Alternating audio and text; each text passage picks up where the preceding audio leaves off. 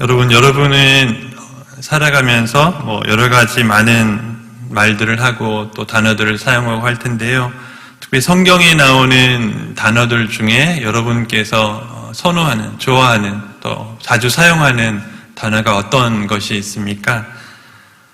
하나님, 예수님, 성령님 이 세 가지 빼고요. 빼고 여러 많은 단어들이 있겠지만 이렇게 살아가다 보면 우리가 습관적으로 혹은 무의식적으로 자주 사용하는 단어들이 있습니다. 워낙 성경에는 많은 단어들이 나오고요. 또 좋은 단어들이 많습니다. 어느 하나를 선택하기가 쉽지 않을 텐데, 그래도 우리가 신앙생활을 하면서 우리 스스로를 딱 돌아볼 때, 우리 성도와의 교제를 하면서 서로 주고받는 대화들을 볼 때, 많이 사용하는 단어를 꼽으라면 그 중에 하나가 바로 은혜라는 단어일 것입니다. 성경에도 은혜라는 단어가 많이 나오는데요. 요즘은 성경 프로그램들이 있잖아요. 인터넷에도 여러분 검색해 보시면은 성경 이렇게 전체를 보여주는 그런 사이트들이 있는데 거기 가면 검색 기능이 있어요. 그래서 한번 은혜라는 단어를 검색해 보니까 291번 이렇게 나오고 있고요. 물론 더 많이 나오는 단어도 있어요. 성경에 제일 중요한 사랑, 구원. 제가 이것도 검색을 해봤어요. 그러니까 500번 이상 나오더라고요. 사랑도 또 구원도 각각 500번 이상씩 나올 정도로 중요한 단어인데, 그래도 평상시에 우리가 주고받는 또 사용하는 단어로는 이 은혜라는 단어를 빼놓을 수 없을 것입니다. 여러분, 은혜라는 말이 다양한 의미로 사용되고 또 세상에서도 사실 은혜라는 단어를 사용하긴 합니다. 그런데 그런 모든 은혜라는 단어의 핵심적인 또 중심의 의미는 동일한데요. 그게 뭐냐면 은혜라는 것은 내가 뭔가를 수고해서 얻은 것이 아니라 공짜로 무조건적으로 선물로 받은 것을 은혜라고 표현을 합니다. 그래서 은혜라는 단어는요, 은혜를 설명하는 여러 가지 설명들을 찾아보니까 그 중에 하나가 은혜라는 것은 왕이, 높은 위치에 있는 왕이 행차를 하잖아요. 그러면 이 백성들은 감히 쳐다보지를 못하고 다 엎드려 있거나 고개를 숙이고 있죠. 그때 갑자기 왕이 이 가마를 멈추고 내려서 어떤 한 백성에게 다가가서 손을 올리고 축복을 해주거나 어떤 것을 해주면 그게 바로 그 호의를 베푸는 행위, 그거를 은혜라는 단어라고 합니다. 그래서 성경학자 중에 유명하진 않은데 반하우스라는 분이 이런 표현을 썼다고 합니다. 위를 향한 사랑은 예배요, 바깥 이웃을 향한 사랑은 자비요, 허리를 굽힌 사랑은 은혜이다. 즉 하나님께서, 그 높으신 하나님께서 우리를 위해서 허리를 굽히고 우리에게 베풀어 주신 사랑이 바로 은혜라는 것입니다. 그래서 하나님께서 자격이 없는 우리에게 베풀어 주신 가장 큰 선물, 그래서 아까 앞에서 많이 나왔던 단어 있죠. 제일 많은 단어라고 했던 사랑과 구원. 즉 하나님의 사랑으로 예수 그리스도를 통해서 우리에게 구원을 베푸신 것, 이게 어떻게 보면 가장 큰 은혜요, 가장 큰 선물입니다. 그래서 예수님을 믿는 순간 우리는 영생이라고 하는 가장 큰 선물을 받았죠. 그것이 바로 은혜입니다. 오늘 사도 바울이 오늘 본문인 고린도 전서를 기록하면서 자기가 전도해서 세웠거든요. 사도 바울이 물론 혼자 한 것은 아니지만 동역자들과 함께 했지만 정말 수고와 또 헌신과 또 기도와 눈물로 또 여러 가지 고난, 고통 가운데 이렇게 복음을 전해서 이 고린도 교회를 세웠고요. 또 그 고린도 교회의 편지를 쓰면서 그 은혜에 대해서 말씀하고 있습니다. 오늘 4절 말씀 다시 한번 보시면요. 그리스도 예수 안에서 너희에게 주신 하나님의 은혜로 말미암아 내가 너희를 위하여 항상 하나님께 감사하노니. 아멘. 여기 보시면 바울은 이 고린도 교회 모든 성도들을 구원해 주신 그 하나님께 먼저 항상 감사하고 있다라고 표현을 하고 있습니다. 이 당시 고린도 교회 성도의 수가 얼마나 되었는지는 기록이 남아있지 않기 때문에 잘 알 수는 없지만, 그래도 이 바울이 아까 말했듯이 한 명 한 명 수고와 헌신으로 또 전도로 기도로 이렇게 구원해서 전도해서 구원받은 그 구원의 은혜를 모두 합하면 어마어마한 은혜라는 거죠. 여러분, 우리가 사람 한 명이 구원받는 것도 큰 은혜인데 초대교회잖아요. 교회가 없던 곳에 교회가 세워지고 이 고린도 이방 땅에 하나님의 은혜로 수많은 사람들이 예수 믿고 구원받았다는 것이 복음을 전한 이 바울에게도 자기에게도 너무 감사했다는 것이죠. 그래서 고린도 교회를 쉽게 말해서 개척한 거잖아요. 개척한 이 바울에게는 성도 한 명 한 명이 그만큼 너무 귀한 것이고요. 또 그만큼 하나님께 감사하는 마음을 가지고 있다. 이거를 누구에게요? 이 고린도 교회 교인들에게, 성도들에게 편지를 쓰면서 지금 표현을 하고 있는 것입니다. 물론 고린도 교회 성도들을 구원하기를 가장 기뻐하시는 것은 바울보다 누구입니까? 먼저 하나님이 가장 기뻐하시겠죠. 물론 그건 당연한 거예요. 우리 인간 한 명 한 명이 구원받는 것을 누구보다 기뻐하시는 분은 하나님이시지만, 그래도 바울에게 있어서도 자기가 전도로, 수고로, 전도 열매로 고린도에 있는 많은 사람들이 구원받았다는 것, 그것이 너무 감사한 것이고, 또 그것은 자연스러운 일이겠죠. 우리가 새생명 축제를 2주간 지내면서 많은 분들이 이제 교회를 방문하고 등록을 했습니다. 우리도 이렇게 새생명 축제 전도를 통해서 이런 은혜, 또 감사를 경험하게 되는데요. 이번에는 추석 연휴도 있고 또 여러 가지 이렇게 휴일도 중간중간 많이 끼어서 전도할 수 있는 기간도 짧았고, 또 이제 거리두기 4단계라는 것 때문에 제약이 많았습니다. 그래서 전도의 열매를 한편으로는 좀 기대하기 어렵다 이런 생각도 했었지만, 또 결과를 보니까 하나님의 은혜로 오랫동안 결석하던 분들도 많이 돌아오시고, 또 처음 방문해서 등록한 분들도 계시고, 우리 예상치 못했던, 기대하지 못했던 분들도 이렇게 갑작스럽게 내가 가겠다 이렇게 표현하고 오신 분들도 계시고요. 그래서 그 중에서는 앞으로 이제 우리 교회 잘 정착해서 또 신앙이 없던 분들이 신앙이 생겨나고, 또 믿음이 없던 분들이 예수 믿고 구원받는 은혜가 있을 것입니다. 그래서 우리들도 이런 새생명 축제나 이런 전도를 통해서 이 바울처럼 하나님의 은혜에 감사하게 되는 것입니다. 이처럼 한 명 한 명이요, 예수 믿지 않던 사람이 한 명 한 명 구원받는 은혜만큼 큰 은혜가 없습니다.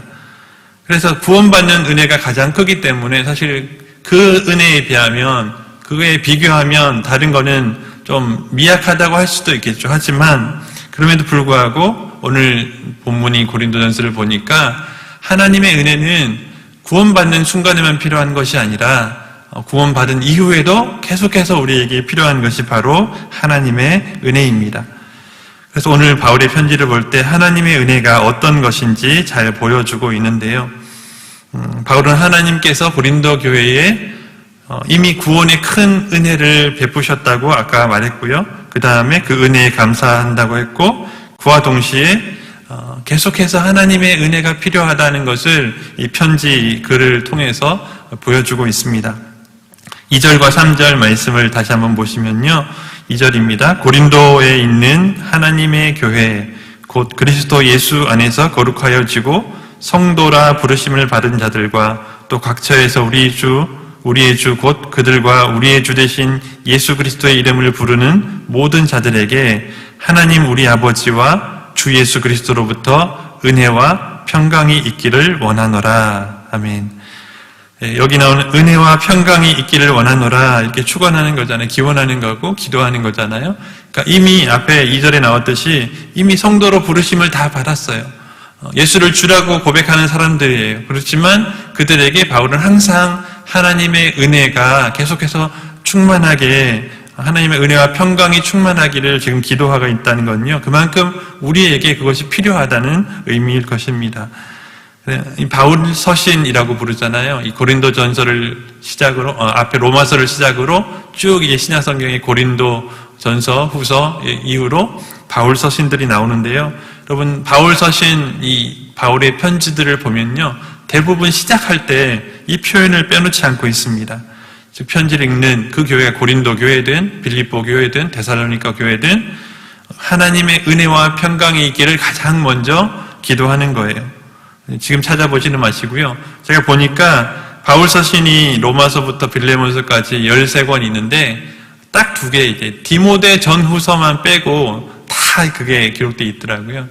그만큼 이 바울은 자기가 전도해서 또 구원받은 성도들에게 하나님의 은혜와 평강이 평생 함께 하시기를 기도할 만큼 그렇게 은혜와 평강은 우리에게 정말 중요하고 필요한 것입니다.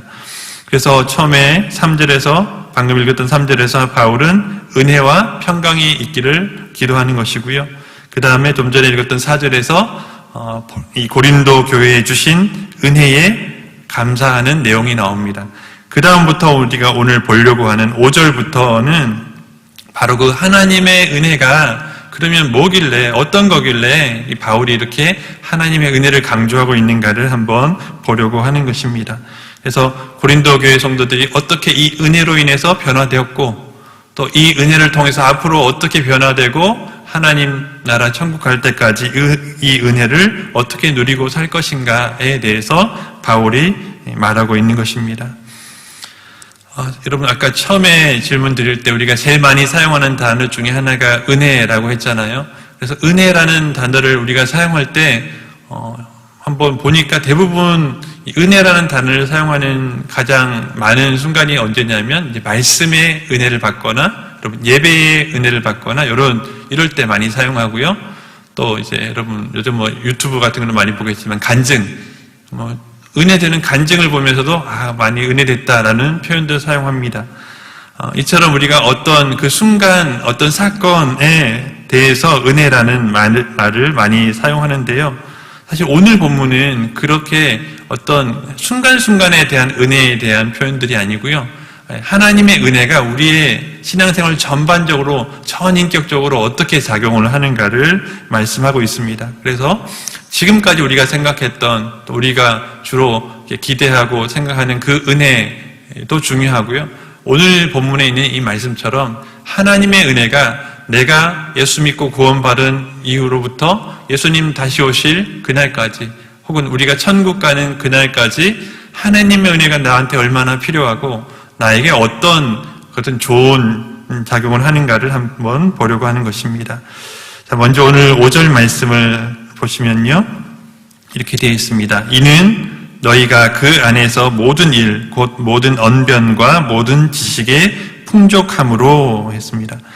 여러분, 고린도 교회는 하나님의 은혜로 오늘 이 표현처럼요, 언변과 지식이 풍족하여졌다 했습니다. 즉, 고린도 교회의 이 언변이나 지식이, 이제 은사적인 측면에서 방언이나 예언이나 또 여러 가지 계시라든지 이런 것들을 통해서 드러나는 부분도 있긴 하지만 바울이 여기서 말하는 언변 혹은 지식이라고 말하는 것은 그렇게 특수하게 은사적인 측면으로 나타난 것 말고요. 일반적으로 우리가 언변이라는 건 말이라는 거잖아요. 말과 또 지식, 생각 이런 데서 어떻게 나타나는가를 말씀하고 있습니다. 언변이라는 것은요. 말씀의 기초에서 내가 아는 것, 또 내가 이해하는 것을 나의 신앙을 얼마나 말로 잘 표현하는가를 의미하는 것이고요. 또 지식이라는 것은 영적인 지식, 하나님에 대한 지식, 하나님을 알아가는 지식, 또 하나님을 이해하는 것, 이런 것들을 표현하는 것입니다. 그래서 바울은 이 모든 언변과 모든 지식을 합쳐서 5절에 보시면 모든 일이라고 표현을 했습니다. 우리가 신앙생활 하면서 제일 중요한 것, 모든 것이라고 말할 수 있는 것, 하나님을 아는 것, 또 그 하나님을 아는 것을 우리 입술로 고백하고 또 그 입술의 고백뿐만 아니라 다른 사람에게도 증거하고 전하는 것, 이게 바로 우리에게 필요한 모든 것, 모든 일이라고 할 수 있습니다. 그래서 하나님의 은혜는요, 사람을 이렇게 바꾸어 놓고 이렇게 변화시키는 거예요. 물론 행동이 변화되고 또 삶이 변화되는 것도 중요합니다. 행동으로 실천하고 또 이런 것도 중요하지만 이거는요, 평생 동안 우리가 성화의 과정을 통해서 내가 부족한 부분이 또 죄악된 부분들이 변화되어 가는 것은 평생 동안 진행되는 것이지만 여기서 바울이 말하고자 하는 것은 하나님에 대해 알아가는 것, 또 하나님에 대한 지식은 하나님의 은혜로 그것을 풍족하게 부어주신다는 것입니다. 그래서 하나님의 은혜는 우리의 모든 것을 풍족하게 해주시는데요. 그 중에 제일 중요한 것, 하나님을 아는 것, 또 하나님을 아는 지식, 이것에 풍족할 수 있는 그런 여러분 될 수 있기를 간절히 바랍니다. 여러분, 하나님에 대한 지식이라는 것은요, 이게 쉽게 얻을 수 있는 게 아니에요. 이 말은 무슨 뜻이냐면 세상의 지식은 우리 열심히 공부하고 노력하고 또 애쓰면 얻을 수도 있습니다. 그런데요, 하나님에 대한 지식은 이 세상 지식과 달라서 우리가 막 무조건 노력한다고 얻어지는 것이 아니에요. 하나님의 은혜가 없으면, 또 성령의 도우심이 없으면 이거는요, 통과할 수 없고 뛰어넘을 수 없는 거대한 성벽과도 같은 것이어서요. 여러분, 아무리 세상 지식이 뛰어나고 또 세상에 똑똑하다고 하는 사람들도요, 이 하나님에 대한 지식, 또 하나님에 대한 것에 있어서는요, 이게 자기 마음대로 할 수 있는 게 아니에요. 세상에 아무리 똑똑한 사람이라 할지라도요, 하나님의 반대편에 설 수 있는 거예요. 무신론자들, 정말 똑똑하고 또 학식이 풍부한 그런 무신론자들이 얼마나 많습니까? 그렇죠? 그러니까 아무리 똑똑하고 지식이 많아도 하나님에 대한 지식, 하나님에 대해 아는 것은요, 그것은 인간의 힘으로 할 수 있는 게 아니에요. 그건 정말 전적으로 하나님의 은혜인 줄 믿습니다. 우리가 이 자리에 앉아 있고 또 하나님에 대해 우리가 안다고 하는 부분들, 그것이 그냥 된 것일까요? 오늘 이 말씀처럼 하나님의 은혜가 아니면요, 우리가 하나님을 받아들일 수도 없고 하나님을 이해할 수도 없고 하나님에 대해 알 수도 없는 거예요.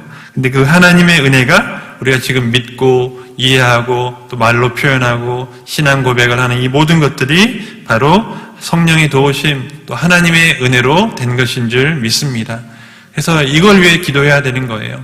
그래서 하나님의 은혜가 이번 새생명 축제에 방문하셨던 분들에게도 하나님의 은혜가 계속해서 임해서 우리가 옆에서 잘 해주고 섬겨주고 하는 것도 너무 중요하죠.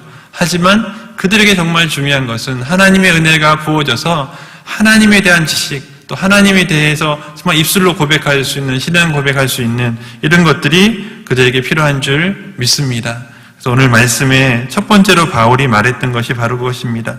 우리가 간구할 때요, 세상의 필요에 대해서도 많이 간구하고 기도해야 될 거예요. 그렇게 하라고 예수님께서도 하나님께서 말씀하셨고요. 하지만 하나님을 알고 우리가 말로 표현하고 신앙 고백하는 것만큼, 또 그것을 또 다른 사람에게 전하는 만큼 중요한 것은 없습니다. 그런 은혜를 구할 수 있는 여러분 되실 수 있기를 간절히 바랍니다. 이처럼 하나님의 은혜가 이제 모든 언변 또 모든 지식에 풍족하게 만들어 주신다고 했는데요. 그렇게 되면 그 다음 6절이 나오는 거예요. 그렇게 된 사람이 어떻게 한다고요? 그리스도의 6절, 그리스도의 증거가 너희 중에 견고하게 되어라고 했습니다. 즉 하나님의 은혜로 인해 나타나는 두 번째 변화, 그게 뭐냐면요, 이 6절에 있는 그리스도의 증거가 견고하게 되는 것입니다. 여러분, 여기 나오는 그리스도의 증거라는 표현이 있죠. 이거는 뭐냐면요, 그리스도에 대한, 그리스도에 관한, 즉 예수님에 관한 증거를 의미하는데요. 그리스도라는 단어를 일부러 사용했어요, 바울이. 이 그리스도라는 단어는 헬라어인데요. 헬라어 그리스도는 히브리어로는 메시아, 우리가 잘 아는 메시아라는 단어와 같은 의미입니다. 기름 부음 받은 자.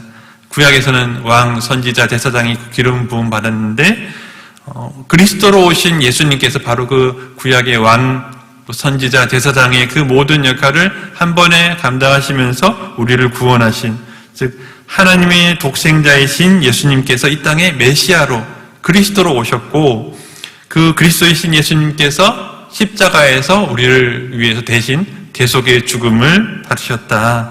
그래서 우리의 죄의 문제를 해결하시고 구원의 길을 열어주셨다라는 것이 바로 뭐냐면 그리스도의 증거입니다. 즉 예수님에 대한 증거, 예수님이 그리스도이시라고 하는 증거가 바로 그것입니다. 그래서 바울은요, 고린도 교회에서 한 1년 반 정도 사역했다고 합니다. 그 1년 반의 기간을 사역하면서 무슨 말을 가장 많이 했을까요? 세상적으로 성공하는 방법, 또 세상 사람들과 어울려서 어떻게 살아갈까? 이것도 물론 가르쳤겠지만 제일 중요한 예수 그리스도에 대해서, 예수님이 어떻게 그리스도가 되셨고 우리의 구주가 되셨고 우리가 어떻게 그분을 믿음으로 구원받는가에 대해서 1년 반 동안 사역하면서 계속해서 가르쳤을 거예요. 여러분 여기 계신 분들은 대부분 5년, 10년, 20년, 30년 이상도 하신 분들 많잖아요. 신앙생활하면서 우리는 오랫동안 많이 들어왔지만 이 고린도 교회 성도들은 이제 막 초신자예요. 대부분 다 초신자죠. 그러니까 그들에게 있어서 제일 중요한 것은 바로 그리스도가 주시다. 예수님이 구주시고 예수님이 그리스도시다. 이 증거가 제일 중요한 거예요. 바울이 1년 반 동안 사역하면서 아마 이걸 제일 많이 가르치고 전하고 말씀에 특히 구약의 말씀들을 풀어서 그들에게 설명해주고 이분이 메시아시다. 구약에 하나님께서 약속하신 아브라함을 통해 약속하신 다윗을 통해서 약속하신 그분이 바로 이분이시다라는 것을 계속해서 가르쳤을 텐데요. 이 가르친 것이 그냥 다 받아들여지면 좋겠죠. 근데 여러분 아시겠지만 교회를 오래 다녀도 이게 마음에 심겨지지 않고 그리스도의 증거가 견고하게 이 마음속에 심어지지 않는 사람들이 참 많습니다. 귀로 듣는 것과 또 마음속에 이렇게 견고하게 되는 것은 별개의 일이거든요. 교회에 오래 다닌다고 해서요, 그리스도의 증거가 자동적으로 견고하게 되는 게 아니에요. 구원의 확신 없이 오랫동안 신앙생활 하시는 분들도 참 많습니다. 구원의 증거, 이 그리스도의 증거가 견고하게 되어야지 구원의 확신이 생기거든요. 그러니까 그리스도에 관한 증거, 예수님에 대한 증거가 마음속에 확실하게 딱 견고하게 자리 잡아야 구원의 확신이 생기고 또 신앙생활을 할 때 힘이 생기는 것인데 그것이요 사람의 힘으로 되는 것이 아니에요. 아까 말했듯이 세상 지식이 아무리 뛰어나다 하더라도요 그리스도에 대한 증거, 그리스도에 관한 증거는 이거는 그냥 그런 사람들이 그냥 자동으로 받아들일 수 있는 게 아니에요. 하나님의 은혜가 없으면 이렇게 하나님의 은혜가 없으면 그리스도의 증거가 우리의 것이 될 수 없는 것입니다. 그래서 오늘 여기 사용된 견고하게 된다라는 단어가 사용됐는데요. 이 단어는 안전하게 지킨다라고 하는 그런 의미가 있다고 해요.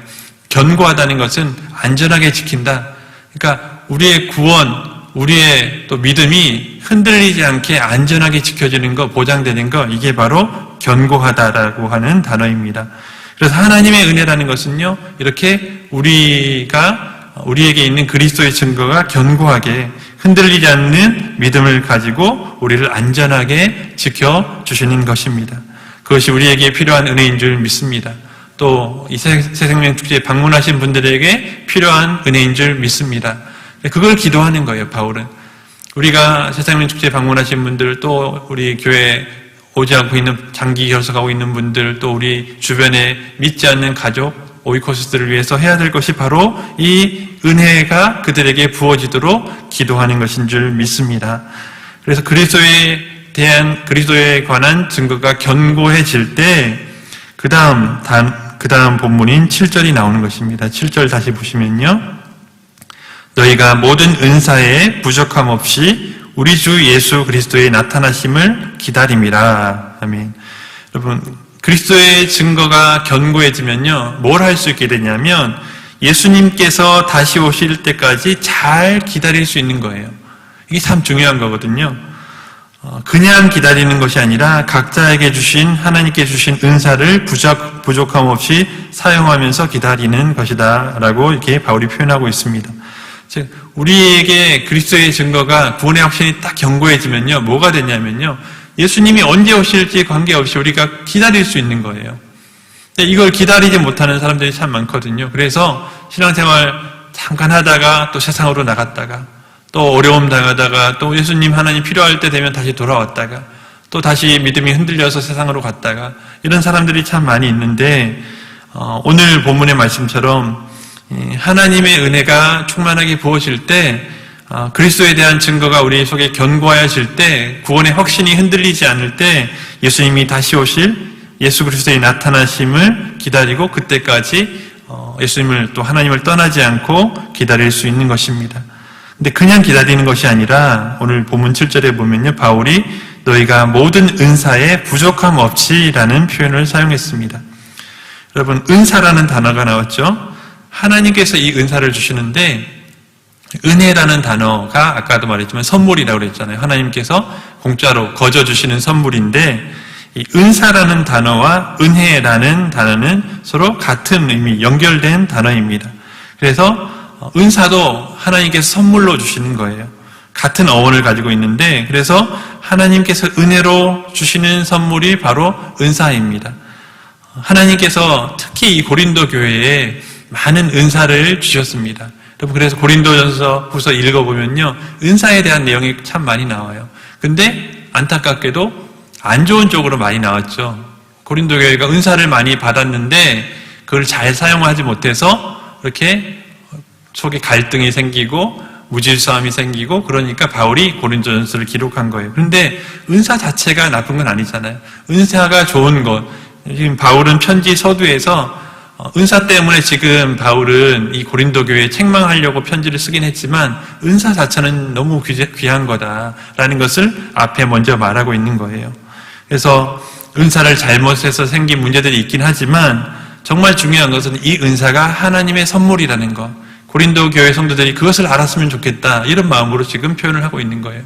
여러분들이 지금 은사 때문에 서로 다투고 갈등하고 교회 내에 분란이 있고 혹은 질서가 없이 무질서하게 막 하는 거 이런 것들이 안 좋지만 하지만 은사 자체는 하나님이 주신 선물이다. 귀한 것이다. 그러니까 은사를 잘 관리하고 잘 사용해야 된다라고 지금 바울이 얘기하고 싶은 것이죠.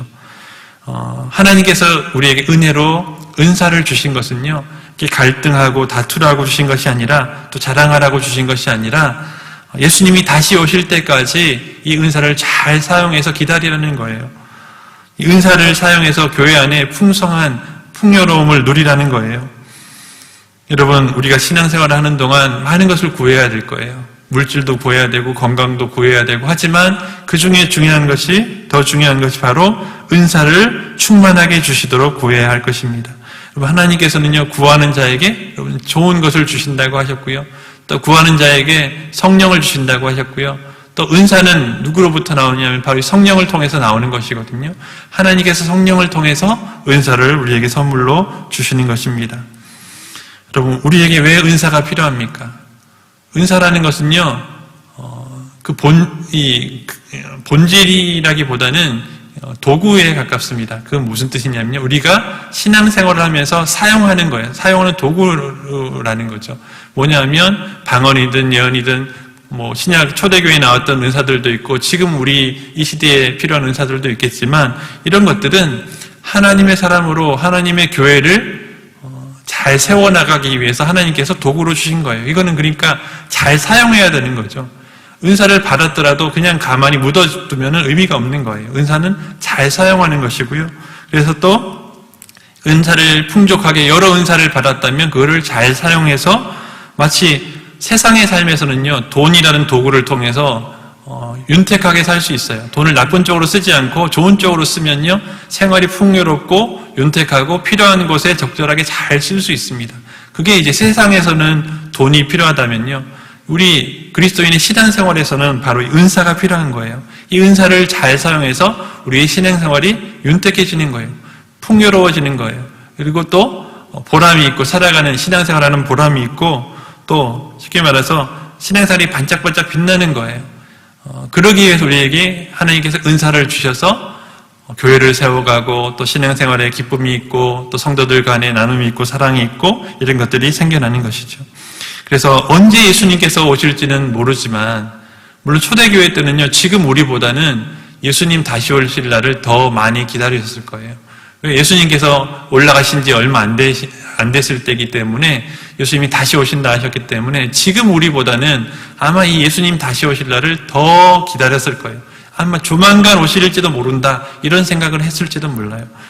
지금 우리하고는 다르긴 하지만 어쨌든 우리에게도 마찬가지로 예수님 다시 오실 날을 기다리고 있는데 그때까지 우리가 믿음 가운데 견고하게 잘 세워지면서 또 이 삶에 있어서는 신앙의 삶에 있어서는 이렇게 은사를 통해서 풍요롭게 또 윤택하게 살아갈 수 있는 것입니다. 그래서 은사를 부족함 없이 주신 그 하나님의 은혜를 구할 수 있는 여러분 되시길 간절히 바랍니다. 그리고 은사는요, 나를 위한 것, 물론 나를 위해서 유익하게 쓸 수 있지만 은사는 누구를 위해서요? 교회를 위해서, 교회 공동체를 위해서, 하나님의 교회를 세워가기 위해서 필요한 것이기 때문에 우리가 그런 마음으로 기도하고 구한다면 하나님께서 선물이잖아요. 우리가 이뻐하는 아이들, 자녀에게 막 주고 싶잖아요.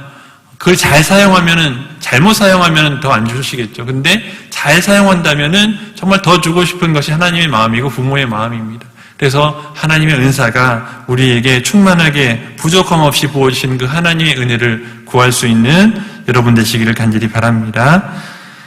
그리고 마지막으로 8절에 보시면요, 이렇게 되어 있습니다.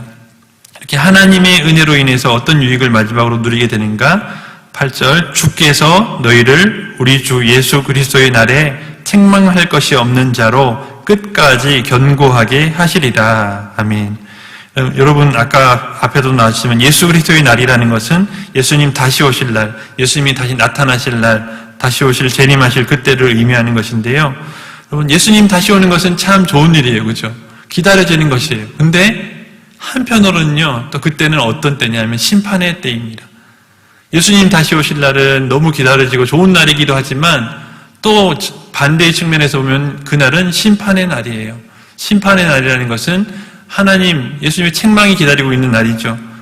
그래서 우리가 구원받을 수 있는 믿음을 가졌느냐 혹은 천국에 들어갈 준비가 되었는가 그때 밝혀지는 것이에요. 근데 오늘 본문에서는요, 그때 그리스도의 날에 예수님이 심판하시러 다시 오실 그 날에 어떻게 해요? 책망할 것이 없는 자로 끝까지 견고하게 하신다 했습니다. 이게 뭐냐면 바로 하나님의 은혜로 얻어지는 것입니다. 여러분, 바울은 지금요, 이 책망이라는 단어를 사용했는데 좀 전에 말씀드렸듯이 이 고린도전서는 어떻게 보면 책망으로 가득한 성경이에요. 그 편지예요. 고린도 교회가 정말 아끼고 사랑했던 고린도 교회가 지금 나쁜 쪽으로 자꾸 흘러가니까 은사를 잘못된 방향으로 쓰고 있으니까 책망할 것을 염두에 두고 책망하려고 이 편지를 썼지만 그럼에도 불구하고 바울은 처음부터 막 왜 그랬냐고 막 이렇게 책망하는 것이 아니라 반대로 얘기하고 있잖아요. 인간적으로 볼 때는 책망할 것이 참 많지만 하나님의 은혜로 너희들이 어떻게 해요? 고린도 교회를 향해서 너희들이 앞으로 예수님이 다시 오실 때까지 책망할 것이 없는 자로 끝까지 견고하게 해주시는 것이 바로 하나님의 은혜다라는 것을 말하고 있는 것이에요. 지금 고린도 교회의 현 상태는 책망할 것이 많이 보이고 또 책망해야 되지만 하나님의 은혜는요, 마지막 때까지 마지막 하나님의 앞에 섰을 때에 책망할 것이 없는 자로 변화시키시고 의로운 자로 계속해서 끌고 가실 것이라는 거죠. 여기서 나오는 견고하게 하신다. 아까 6절에도 나왔죠. 어떤 의미라고요? 안전하게 지키신다. 그러니까 다른 쪽으로 기차가 탈선한다는 표현을 쓰잖아요. 기차가 끝까지 목적지까지 가도록 안전하게 지키신다. 탈선하지 않도록 지켜주신다. 그래서 성화의 과정 중에 이거를 뭐라고 표현하냐면요, 성도의 견인. 여러분 기독교 교리 말씀의 집에서 보셨다시피 성도의 견인이라는 것이 있습니다. 성도의 견인은 하나님께서 구원하신 자를 끝까지 책임지시고 마지막 날까지 끌고 가시는 거예요. 견인차 있잖아요. 자동차 견인차 혼자 힘으로 갈 수 없는 거를 견인차가 와서 끌고 목적지까지 가잖아요. 그렇게 하나님의 은혜로 신실하신 하나님께서 끝까지 견인받는 사람이 신실한 게 아니라 견인하시는 분이 신실하신 거죠. 그러니까 그분을 우리가 믿을 때 그분이 끝까지 마지막 때까지 우리를 견고하게 책망할 것이 없는 자로 견고하게 해주신다라고 말씀하고 있는 것입니다. 바울은 지금 책망받을 일이 지금 많이 산더미처럼 쌓여있는 고린도 교회를 향해서 하지만 하나님의 은혜는 우리를 책망할 것이 없는 자로 견고하게 마지막 때까지 인도하신 분이시다. 그것이 바로 하나님의 은혜이다. 그렇기 때문에 하나님의 은혜가 여러분 안에 충만하게 계속 있도록 기도해야 된다라고 말씀하고 있는 것입니다. 말씀 많은 그 고린도 교회도 변화시키시는 하나님인 줄 믿습니다. 우리라고 다를 바 없어요. 우리라고 해서 고린도 교회와 다릅니까? 고린도 교회 물론 교회마다 특징들이 있었죠. 고린도 교회도 다르고 소아시아 7교회도 다르고 각자 다 다른 모습을 보여왔지만 그럼에도 불구하고 그 교회를 세우시고 그 교회를 마지막 때까지 인도하시고 이끌어 가실 분은 하나님 한 분이신 줄 믿습니다. 그래서 우리에게도 문제가 있고요. 나에게도 문제가 있고 우리에게도 연약함이 있고 부족함이 있고 또 하나님께서 우리를 책망하시려면 끝도 없이 책망할 것이 많은 것이 우리의 모습이에요. 근데 그렇지만 또 한편으로는 하나님의 은혜는 어떤 것이냐면 책망받을 것이 많은 것처럼 보이는 우리지만 예수 그리스도의 보혈로 딱 덮으시면 우리에게는 의로움밖에 보이지 않는 거예요. 흰눈같이 휘어지는 거예요. 그것이 바로 예수 그리스도의 보혈의 능력인 줄 믿습니다. 그래서 이렇게 처음 교회 오시는 분들은 그렇잖아요. 그런 말이 있잖아요. 담배 끊고 오셔야겠다는 분들도 교회 와서 끊으라고 하잖아요. 변화돼서 오는 것이 아니라 와서 변화되는 것이거든요. 또 와서 하나님의 은혜를 누릴 때 그 사람의 인생이 바뀌는 것이고요. 그 사람이 오늘 본문의 말씀처럼 여기 와서 은혜를 받아야 변화가 되고 또 하나님의 날까지 끝까지 하나님께서 견인해 가시는 것입니다. 예수 그리스도께서 재림하실 때까지 우리 모두 사실 장담할 수가 없어요.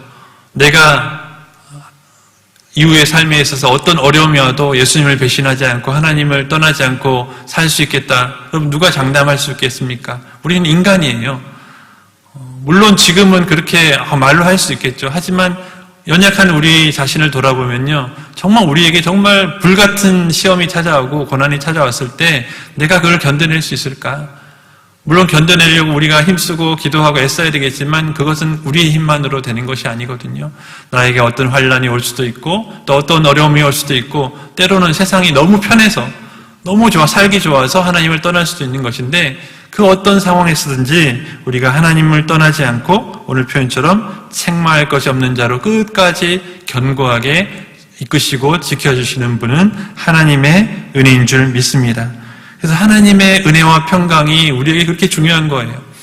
그러니까 말씀의 은혜, 또 여러 가지 세상 살면서 하나님이 주신 여러 가지 은혜들도 있지만 그 중에 가장 중요한 은혜가 우리의 구원과 관련된 은혜, 또 우리가 마지막 때까지 하나님께서 견고하게 견인해 가시는 그 은혜가 가장 중요한 줄 믿습니다. 말씀을 맺겠습니다. 여러분, 돼지 목에 진주 목걸이라고 하는 표현이 있죠. 이게 어떤 표현이죠? 어울리지 않는 거잖아요. 돼지 목에 진주 목걸이는 어울리지 않는 거예요. 그리고 돼지가 진주 목걸이 귀한 줄 압니까? 돼지가 진주 목걸이 했다고 막 자기 오물 속에 뒹구는 걸 안 하겠어요? 그렇지 않죠. 돼지하고 진주 목걸이하고는 서로 어울리지 않는 거예요. 돼지는요, 진주 목걸이가 귀한 줄을 모릅니다. 여러분, 은혜를 누가 귀한 줄 압니까? 은혜가 귀한 줄 아는 사람이 여러분 어떤 사람입니까? 안 믿는 사람이 은혜를 귀한 줄 알까요? 여러분, 안 믿는 사람은요, 은혜라는 말의 뜻, 가치를 몰라요. 물론 세상적인 의미 은혜라는 뜻은 알겠죠. 사람이 호의를 베풀고 하는 걸 은혜라고 하니까 그런 걸 알 수는 있겠죠. 하지만 하나님의 은혜가 어떤 것인지요, 믿지 않으면 구원받지 않는 사람을 알 수가 없어요. 근데 구원받은 우리에게는요, 그 하나님의 은혜가 돼지 목의 진주 목걸이가 아니라 정말 귀한 사람에게 진주 목걸이처럼 우리에게도 그렇게 하나님의 은혜가 중요한 줄 믿습니다. 근데 중요한 것은요, 아무리 방금 말했던 진주 목걸이처럼 귀한 보물이라 할지라도 그것의 가치를 모르고 그것을 잘 사용하지 않고 또 그것을 구하지 않으면 그것의 가치를 모르는 사람의 눈에는요, 들어오지 않는 거예요. 반대로 은혜가 소중한지 아는 사람은 구원받은 사람이고 구원받은 자가 은혜를 구하고 또 간구하고 또 계속해서 기도하는 것이죠. 이처럼 구원받은 사람이라면요, 늘 제자리에 머무르는 것이 아니라 변화 없는 삶을 사는 것이 아니라 변화되기 원하고 바뀌기 원하고 내 죄가 해결되기 원하고 죄를 벗어버리기 원하고 또 성경대로 살기 원하고 예수님 닮은 삶을 살기 원하는 거예요. 우리의 소원이에요. 근데 잘 안 되잖아요. 결국 필요한 것은 하나님의 은혜입니다. 내 힘으로 안 된다는 걸 우리가 너무 잘 알아요. 또 옆 사람을 봐도 또 새로 교회에 나오는 분들을 봐도 그 사람에게 미래가 있어 좋은 미래, 그 사람의 믿음이 잘하고 막 신앙생활 잘할 것처럼 보입니까? 아니에요. 우리 스스로를 봐도 그렇고요. 교회 처음 오는 분들 봐도 그렇고요. 그냥 가만히 있으면 자동적으로 신앙이 성장하는 게 아니에요. 오늘 이 말씀처럼 하나님의 은혜, 또 하나님의 평강이 가득할 때 믿음이 생겨나고 또 믿음이 성장하고 마지막 예수 그리스도의 날까지 견고하게 그때까지 하나님께서 성도를 견인해 가시는 줄 믿습니다. 그래서 믿음은 들음에서 나고 들음은 그리스도의 말씀으로 말미암는다 했는데요. 은혜를 받는 것도 우리가 말씀을 들을 때 그 말씀 가운데 역사하는 줄 믿습니다. 세상에 아무리 뛰어다녀 봐야 거기서 은혜가 나오는 게 아니에요. 예배의 자리, 말씀의 자리, 기도의 자리가 바로 은혜의 자리인 줄 믿습니다. 여러분, 은혜 받고자 하는 소원을 가지고 이 은혜의 자리로 나올 수 있는 여러분 되시길 간절히 바랍니다. 또 우리 이번에 새생명 축제 또 오셨던 분들도 그런 은혜에 대한 사모함을 가질 수 있는 분들이 되기를 여러분들이 기도해 주시기를 바랍니다. 함께 기도하길 바랍니다. 그래서 이번에 오셨던 분들이 다 잘 정작하고 오늘 있는 표현처럼 한 분 한 분이 다 마지막 예수 그리스도의 날까지 한 분도 낙오하지 않고 탈선하지 않고 견고하게 하나님의 날까지 천국에까지 이룰 수 있기를 간절히 바랍니다.